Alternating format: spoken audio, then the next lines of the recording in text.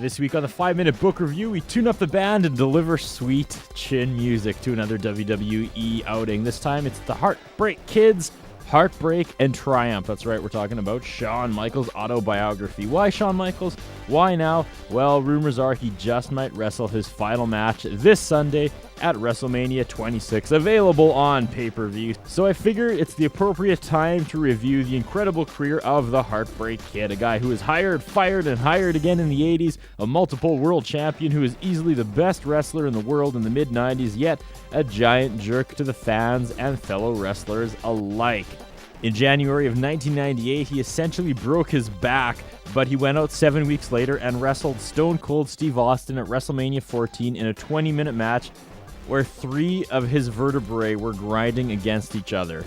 That's dedication and that's disgusting. Coin toss to start, and Curtis is the winner. Today on the 5-Minute Book Review, starring Curtis and Ian, we're going to take a look at another WWE product. That's right, Heartbreak and Triumph, the story of Shawn Michaels. Why are we doing yet another wrestling book? Well, it actually makes sense because this weekend is WrestleMania 26. This man's career is up on the line. He may be retiring on Sunday. That being said, let's talk about the book. Let's look at the history of the Heartbreak Kid, Shawn Michaels. No secret, I am one of the biggest fans of Shawn Michaels. I think when it's all said and done, he's probably the greatest sports entertainer that has ever had the opportunity to perform in the ring. This book, kind of in 2 sections. He used to be a bad person, now he's a good person. That's basically, you find that line, that chapter where he's done talking about all the horrible things he did, and then he talks about how he's born again, and I'm cool with that, but again, it's 2 different books, and it's kind of bothersome in the way, you either want to know about the horrible things he did, or you want to know about the good things he's done. I think it's a kind of a hard transition when it finally gets to that point. Ian? I can understand why he'd want to do the 2 things. I mean, he's wanting to make the point that this is the guy I was, this is the guy I am now. I will say my issue with it was, I felt like I got a little too much of, oh, woe is me, I'm poor Shawn Michaels stories in it. I don't know if, but then again, I get that from a lot of wrestling autobiographies. It seems to be a running theme for them. I can't disagree. I mean, Shawn Michaels is good at what he does.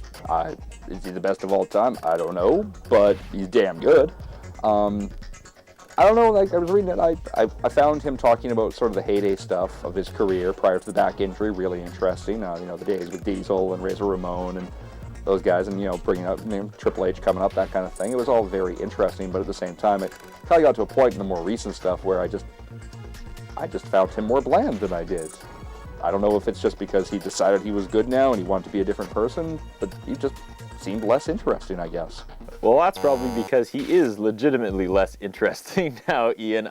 Best part of the book was when he was world champion right at the end. I mean, the company was almost bankrupt. The competition had almost, closed the doors of the WWE, and he was on top, and it was just crushing him. He was an angry, pill-addicted man trying to keep it together as the leader of the WWE for almost a year. And, you say he complains, but in this case, and I'm not just saying this because I'm such a fan, I think it's valid.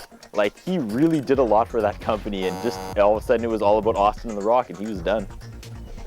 Yeah, but it might have been time for that, though, too. I mean, a lot of people talk about Bret Hart being unable to let go, and that's why Montreal happened to him with Shawn Michaels, and it got to a point where maybe just Shawn Michaels needed to let go and let, he was the man who led them through that period, but it gets to a point where you need somebody else, and at that time it was The Rock and Austin, and with those two, especially with Austin and McMahon's feud, I mean, they really sort of took it up a notch from there.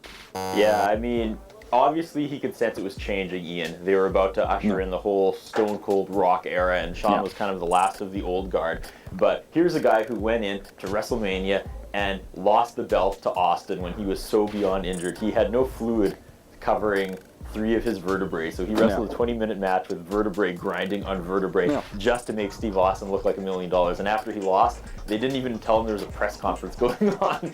He was laying in the dressing room, getting shots of whatever in his back while there was a big press conference, for Steve Austin.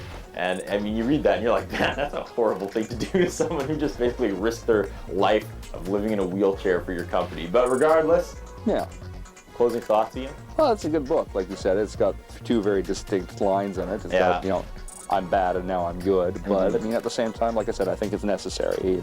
It's his life. That's how it worked out.